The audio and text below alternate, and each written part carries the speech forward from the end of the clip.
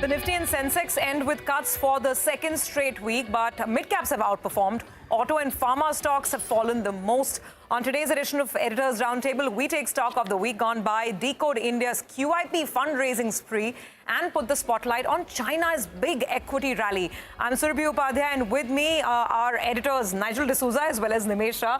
Guys, finally, thank God it's Friday. But I guess for the market, it's a bit of mixed feeling. We haven't fallen, at least the falling has stopped. But Friday, kind of put a lid on some of the recovery as well. Well, it was more of a recovery as well in the broader market stocks. And that was a bit of a relief, Surabhi. Clearly, the kind of carnage we've seen in the broader markets, the mid-cap index down 20, micro-cap down 21, Nifty 50 down 22%. And after that, such a sharp fall, a bit of a respite was also helpful. So a bit of recovery in the broader market stocks this week. That was a kind of a relief. But if you ask me, we're still not out of the woods. So next is going to be crucial. We have an expiry as well, truncated week. So Wednesday we're holding a holiday. So that's a good news. But yeah, the pain doesn't seem to be over yet.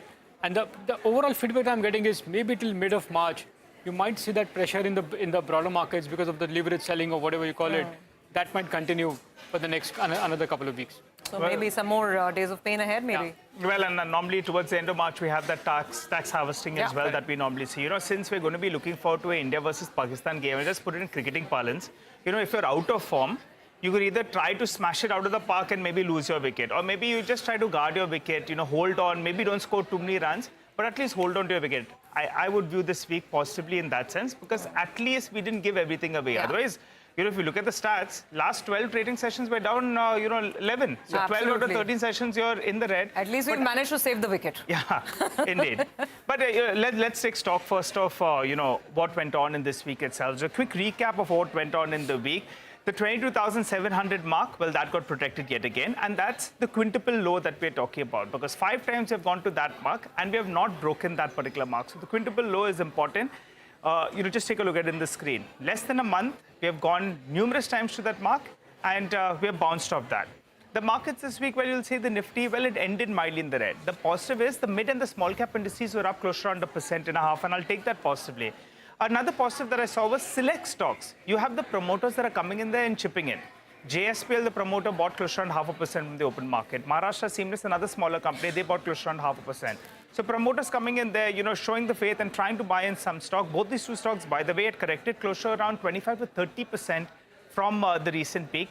And, coming out there and buying close to around 0.5%, that's viewed positively. Besides that, the sector of the week was the metal index. Remember, it got smashed when we were seeing a correction. So pulling back some of those losses, you have the rupee that is relatively weaker. Metal stocks, they actually gain from there because to import your material becomes a little bit more expensive. And all eyes on what the government is going to do, what kind of protection we can see from the government of India with regard to the steel companies, because that has been the big cry out there, and many of them believe that it's in the offing. So metal stocks were the toast, this week itself. And, guys, the markets have been relatively underperforming, a little bit of a jittery. But a couple of positives on the economy perspective, and some of those fundamentals actually are looking better. One factor being, Pankaj Tibrewal in his note that he writes at the end of the quarter, he has said that the Nifty 500 companies, the earnings growth is 8.5%. That's better than Q1 as well as Q2. So that's one positive. The second factor is, the government capex has started picking up. That's good news. The RBI, they have addressed that deficit that we were seeing with regard to liquidity. The repo cut, you have the OMOs, you have the swaps as well. So that's taking care of that. And lower crude oil prices and well-behaved dollar index, you like that as well. And as most of the notes this week pointed out, that post this correction, and if you're factoring in the earnings growth of around mid-teens in the next 2 years, well, then the Nifty is trading a little bit lower than its long-term averages. Put all this together, market's jittery, but maybe on ground, some of those fundamentals have actually improved. Okay, well, lots to track, and we have our guest joining us as well. We have Mihir Vohra right here with us on Editors Roundtable. Hi, Mihir. Hi, how are you feeling? Not bad after such a lot of traffic. I thought you said not bad after this kind of market, but okay. No, I really got stuck in traffic today. But so is the traffic worse or is the market worse? I always prefer the markets to be better. But Mihir, what's the sense now? We've seen a much needed correction, so to speak. Mid-cap index down 20, small cap down 21, micro cap down, Nifty 50 down 22%. Yeah. What's your sense now? Given the earnings, given that there's a bit of ease of liquidity as well, are we done for the time being, or there is more pain? I hope we are done for the time, because you mentioned how much the indices are down. Yeah. But if you look at the small cap 250 index, the median stock was down more than 35%. Correct. Even though the average might be 22-23%. Correct. So it's been quite a sharp, quite a brutal correction over the last 1.5 months. My guess is, all the factors that we talked about, the dollar, FII selling, little bit of cyclical slowdown, government ordering, all those did contribute. But if we are sticking to the 6.6% GDP growth target for FY 26, then there is no reason to believe that this is going to sustain for a while. Because if 6.6% happens, then I think we have to be back on the cyclical uptick, and that's what the market should be responding to going forward. So I think the cyclical downturn has been discounted to some extent, to a great extent, I would say. And now if we stick to the 6.5, 6.6 GDP for FY26, then I think valuations are pretty much okay. So, Mihir, you'll be in the camp, since you spoke about traffic as well, and we're talking about the markets looking better, you would be in the camp that says that fundamentals, actually things are looking much better now in comparison to, say, a couple of weeks ago, because I was looking at even the fast-tag collections. In the month of January and February, it's improved much better. So that's telling you there's a recovery on ground. And we also spoke to an OMC, IOC.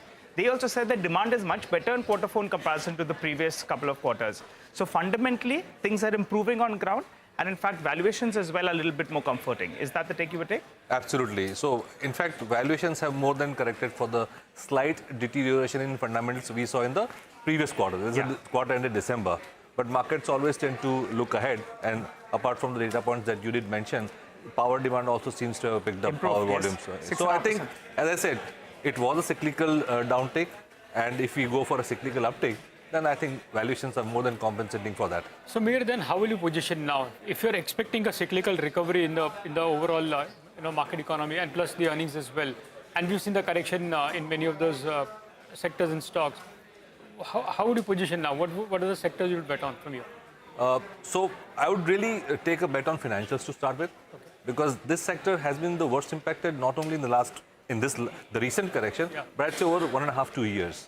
And because of combination factors, RBI keeping liquidity tight, crackdown on unsecured loans by the RBI again, and the DXY anyway supporting a stronger dollar, leading to FII flows for a long period of time. And FII has maximum exposure in the financial sector because of the MSCI weightage of almost 35-40%. So we have seen the worst of selling as well as liquidity tightening impact on the financial sector.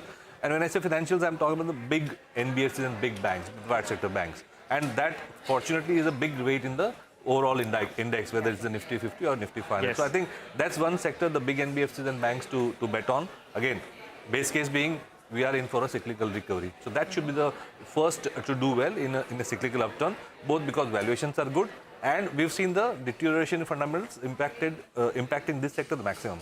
Credit growth is the big thing to watch for. We went down from almost 14-15% credit growth to 10%. Yes. For a country like India with a nominal GDP growth of 10-11%, like 10% credit growth is like rock bottom, It can't go. If it goes worse, then we are in for trouble. But that's improved to 12% now. Exactly. So hopefully that's a cyclical recovery that we are talking about. But speaking of course, market action, I guess some of the buzz in terms of fundraising is back. I mean, we are hearing about more IPOs coming to the market. There are some blocks that have started happening. Exactly. So that tells you that people are, slowly warming up. Yeah. So, Nimesh, what are you tracking this week? Surbhi, given the kind of fall we've seen in the broader markets, I was just looking at the QIP data of last 1 year. In the last 1 year, the India Inc. has raised nearly 1.4 lakh crores via QIP. Okay. And of that, nearly 2/3 of the companies are now trading below the QIP issue price. So that's the startling data. 1.4 lakh crores raised, the value now is close to 1 lakh, which means they're down almost 27%. Having said that, there are some winners, some small winners, but there are a large list of losers as well. I'll first talk about some companies which are still trading above the QIP price. And the most notable name in that is Lloyd Metals. Nigel tracks it very closely. They raised up 1,200 crore QIP, and from there, the stock is up almost 71%. Coforge is another big name, is still up 69% from the QIP price. Likes of Wokhard up 25-26%, Shyam Metalics up 23%, and the likes of PG Electroplast and Polymedica. These are the only few gainers which are still above the QIP issue price. But the list of losers is quite large. As I said, almost 69-70 companies, which is 2/3 of the companies, are actually trading below their issue price, QIP prices. The notable names there is, for the first name is of course Zomato, one of the highest company in terms of fundraising, 8,500 crores that they raised. The stock is still down 8-9% from the QIP price. Adani Energy Solutions, that stock is down 31% from the QIP price. They also raised close to 8,400 crores. Varun Beverages, we all talk about it's a market leader in that space. Still, after the fundraising of 7,500 crore, is down 17%. Godrej Properties, Prestige Estate, the real estate names are down 20-25% from the QIP prices, and PNB is down 8-9%. So this is a broad list of some companies that I've identified. This list only is talking about companies which have raised funds over 1,000 crores. The list is quite large, and there are a lot of smaller companies which are down 20, 30, 40% as well from the QIP price. But I just want to give a couple of things, and then we'll ask Mihir as well. See, the good part about it is that because it's a QIP, the funds have come into the company. So what we have to track is three things that the company can use for. One, are they paying off the debt? If they're paying the debt, you will see their impact in the very near future in terms of financials, in terms of bottom line. So that's something to track for. Or they can do a capex, the impact of which will come in the next 3-4 quarters. Or they may go for an inorganic acquisition or an inorganic opportunity. Again, that could be a bit of a binary event. But the fact is that the companies are sitting on cash after the money that they've raised by equity. So point is, one need to see whether there could be a kind of a fishing ground for a lot of the fund managers to look at this kind of a data for a potential winners in this list. Mir, coming to you, I just read out the whole list to you. Across sectors, across companies, we've seen a lot of stocks are down below the QIP price. What's your sense? Would you look at this bucket in terms of identifying opportunities in the very near future? You mean the stocks which have done stocks, QIP? yeah. Of course, Yeah. definitely. Yeah. Because, in most of the cases, it is growth capital. Yeah. Right? And by nature, at least our style is of growth investing. So we do like good companies which raise money for good purposes, for growth. I think that's definitely a space to look at. One more thing, Mihir, that I wanted to sort of chat about, and this is latest data that came out from the NSE, their market ownership tracker. So we all know, obviously, FPI ownership has been going down. Domestic institutions have been, loading up on the market. By the way, the combined ownership, whether it's through the domestic mutual fund route or the direct route, people buying equities, that combined ownership of Indian individuals has overtaken FPI ownership of the market for the first time since 2006. It tells you about the huge churn that we've seen in the last many, many months. That's one data point. The other data point that I wanted to talk to you about was a reducing share of promoter ownership. Second consecutive quarter, even for all NSE listed companies, that number has come down to, I think, just about 50, little over 50%. For the Nifty 50 companies, promoter ownership has now come down to about 49%. So promoters are selling, and Nimesh has been telling us about the selling, non-stop blocks, right, all through 23, 24. Is this at all a cause for concern, or is it okay? Promoters go, some strategics come in, and it doesn't really matter for shareholders. How do you look at it? I think we've discussed this in the past. Yeah. I'm not too worried. Okay. And it is a function of price beyond a point.